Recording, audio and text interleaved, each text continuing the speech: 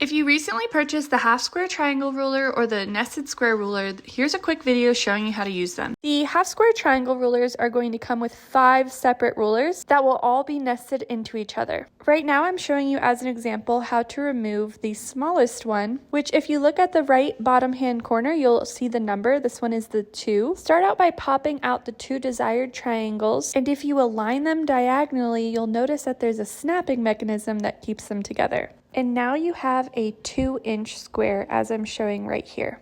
To separate them, simply pull them away from each other. You'll notice that each one has what I call an arm that also has a hinge. That arm is technically what your seam allowance will be. And now I'll actually show you an example of me using this. For this one, we'll be using the 6-inch square. First, start out by laying your fabric down and lay the 6-inch ruler directly on top of the fabric. And now using a rotary cutter and the guide, you're able to cut a 6-inch square. Repeat this step for the other piece of fabric that you're going to be using. Here I'm showing you 2 6-inch squares that will end up helping me create 2 half square triangles. For the next part, separate the squares so that you have 2 triangles. Take the triangular piece with the arm connected by the hinges. Pull this piece back and then line the triangle up to your 6-inch square. Once you've made sure the triangle is lined up correctly, I recommend using a Hera marker to create a crease from one corner to the next, using the template as a guide. Then you'll want to turn your fabric to the other side, the opposite side, and do the exact same thing.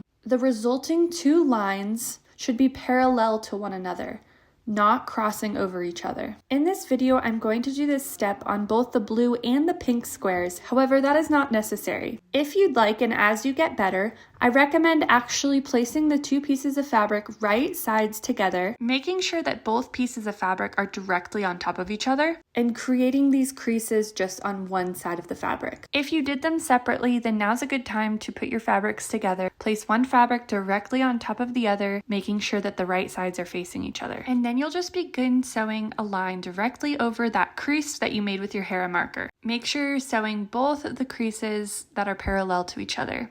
Here I am putting it in the second time to do the second crease. And hopefully you can see here how I have 2 lines sewn that are parallel to each other. Next, take the other half of the 6-inch triangle that does not have any attachments to it. It's just a triangle. This placement is directly between those 2 lines that you just sewed and is now literally half of the triangle. Once you've lined the edges of the guide with the edges of the fabric, you'll use your rotary cutter to cut along the edge of the template. And now you have created 2 half square triangles. I do want to note that your 6-inch square will create 2 5.5 half square triangles. But if you have the nested square ruler, you can use that to square out your fabric. And when you're done, you just simply snap the 2 triangles together for some compact storage. And now here's just another sped up version on the 3-inch square. I hope this video is helpful, but if you still have questions, please don't hesitate to reach out to me.